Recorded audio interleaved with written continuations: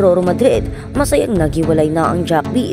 Kung bago ka lang sa channel na ito, huwag kalimutang mag-like, share, comment, and subscribe.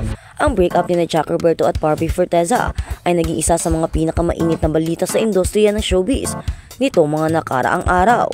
Marami ang nalungkot sa paghiwalay ng isa sa mga pinaka-popular na showbiz couples. Ngunit tila may ibang pananaw si Roro Madrid sa kaganapang ito. Sa isang kamakailang interview, ibinahagi ni Roro ang kanyang kasiyahan sa balita ng breakup ni Jack at Barbie. Ayon sa aktor, hindi naman sa masaya ako sa paghiwalay nila, pero natuto ako na may pagkakataon ulit para maipakita ko ang nararamdaman ko kay Barbie. Alam naman natin na matagal na akong may espesyal na pagtingin sa kanya. Matatanda ang naging matunog ang pangalan ni Roro na naiugnay kay Barbie bago pa man naging opisyal ang relasyon ni Jack at Barbie. Bagamat naging tahimik si Roro nung una, hindi niya itinago na may espesyal siyang nararamdaman para kay Barbie. Gayunpaman, hindi niya ito itutuloy dahil nire-respeto niya ang relasyon ng dalawa. Ngunit ngayon, tila handa nang bumalik sa eksena si Roro. Sa parihong panayam, sinabi ng aktor na bukas na siyang makipag-date muli kay Barbie kung bibigyan siya ng pagkakataon. Hindi ko naman mapipilit si Barbie kung ayaw niya, pero kung may pagkakataon gusto ko siyang ligawan ulit. Siya naman talaga ang gusto ko mula pa noon. Dagdag pa niya, hindi rin maiwasan ng mga tagahanga ni Roro at Barbie ang muling pagsiklab ng kilig sa social media. Maraming netizens ang naglabas ng kanilang suporta kay Roro na umaasang makita ang dalawa na muling magkasama. Sa kabilang banda, may ilan din na nagsasabing dapat bigyan ng oras si Barbie upang mag-move on mula sa kanyang dating relasyon.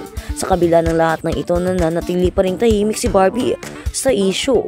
Samantala, sinabi rin ni Roro na hindi lamang tungkol sa romantic interest ang dahilan kung bakit masaya siya para kay Barbie.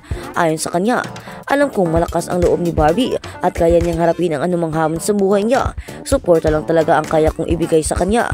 Pero kung may pagkakataon, handa akong maging bahagi ng masayang bahagi ng buhay niya. Ang tanong ngayon ay kung ano ang magiging reaksyon ni Jack sa pahayag na ito ni Roro. Kilala si Jack bilang protective sa kanyang relasyon kay Barbie noon, kaya't marami ang nag-aabang kung ano ang magiging tugon niya sa pagbubukas muli ni Roro ng kanyang nararamdaman para sa aktres. Sa huli, ang mahalaga ay ang kapakanan ng mga taong sangkot. Ang breakup ay hindi biro at nangangailangan ng oras upang maghilom ang sugat na iniwan nito. Bagamat masaya si Roro sa ideya ng pagbabalik ni Barbie sa buhay niya, marahil ay dapat niyang isaalang-alang ang nararamdaman ng aktres at bigyang liin o bigyan siya ng espasyo na kailangan. Habang inaabangan ang susunod na kabanata sa kwento, nananatili ang suporta ng mga tagahanga sa kani-kanilang mga idolo.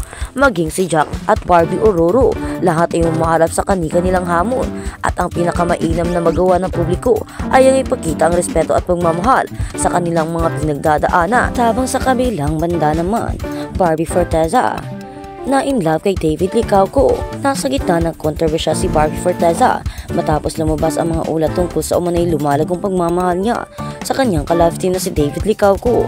Ang mga chismis na higit pa na pinakalakas ng mga pag-aangkin na ang kanyang koneksyon kay David ay umantong sa pagtatapos ng kanyang 7 taong relasyon sa aktor na si Jack Roberto na nag-iwan sa mga tagahanga ng mag-asawang Jack B na nasaktan. Mabilis na binatikos ng mga netizens si Barbie na inakusahan siyang may kasaysayan ng pagkakasangkot sa mga katulad na kontrobersya. Naaalala ang ilan ang mga di umano'y nakaraang issue niya kabilang ang rumoured conflict sa mga dating co-stars. One netizens commented, teenager pa lang si Barbie, ayaw na niya sa ka-love team niyang si Joshua Dionisio. Gusto pang agawin si Jake Vargas kay Bia Binene noon. Another netizens comment, patay na patayan si Barbie kay David na fall in love kaya inakit niya at iniwasan si Jack. Isang insider mula sa hanay ng mga proyekto ni na Barbie at David ay nagbahagi rin ng mga hindi na verify na claim. Pinsan ko staff sa teleserye, sabi niya. Pumasok si David sa tent ni Barbie at tumagal bago lumabas. Kung ayaw niya, bakit hindi niya pinalabas agad? Mukhang gusto niya rin si David. Ang mga chismis ay nakakuha ng taksyon matapos ang isang viral na larawan ay nagpakita na magkayakap sina Barbie at David habang natutulog sa set. Habang nilinaw ni Barbie na hindi ito sinasadya, iba naman ang espekulasyon ng mga fans sa karagdagang pandaragdag na gasolina sa apoy ang mag-asawa ay nakitang nagsalo ng pagkain at nagpapalitan ng matatamis na galaw sa labas ng kamera. Si Jack Roberto na kilala sa pagiging vocal tungkol sa kanyang pagsiselo sa pagiging malapit ni Barbie sa ibang mga lalaki ay dati nang nagpahayag ng kanyang discomfort tungkol sa on-screen chemistry nila ni David.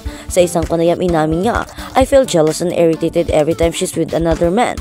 Pero tinitiis ko lang." Sa kabila ng pagsisikap ni Jack na iligtas ang kanilang relasyon, ang pressures ng showbiz at mga chismis na bumabalot sa buno ni na Barbie at David ay tila naging sanhi ng kanilang breakup. Ang mga tagahanga ng Barda Tandem na nakaakit sa mga manonood sa kanilang on-screen chemistry ay nahahati.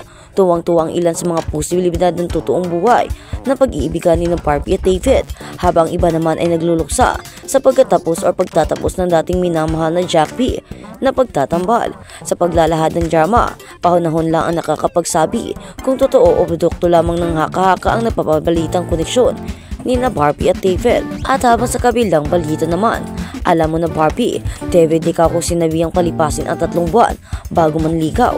Nag-react si David Licauco sa paalala sa kanya ng netizens tungkol sa 3-month rule matapos aminin ni Barbie Forteza ang breakup nila ni Jack Roberto. Sa Facebook nagpost si David ng larawan niya habang nagre-relax sa tila balcony. "Chill lang," caption niya sa January 3 post. Tinagsahan ng comments ang kanyang post at may nagsasabing, "Basta David ha, sinasabi ko sa iyo tandaan mo yung 3-month rule bago mo ligawan." Nireplyan ito ng aktor ng isang grinning face with sweet emoji. Sa 3-month rule, hindi mo na dapat pumasok sa bagong relasyon sa loob ng 3 buwan ang isang taong kaka-break lang. Nagsimula ang pagsiship kina Barbie at David nang pumatok ang kulitan nila sa teleseryeng Maria Clara at Ibarra kung saan nabuo ang Barda Love Team. At habang sa kabilang banda naman, bula ni David pinanggigilan nilang din ng netizens, "Nagkakasala ako." Laugh kami ng laugh sa mga paandar na comments ng mga netizens sa litratong ipinost ng kapusuhang actor na si David Licauco. "Nakakaloka, talagang super react na may halong kalandian at kabastusan." Ang mga fans nang bumulaga sa kanila ang picture na binata sa kanyang Facebook account. Dito makikita ang leading man ni Barbie Forteza sa nagtapos ng Kapuso series na pulang araw na nakasuot ng basketball uniform at hawak-hawak ang bola ng basketball.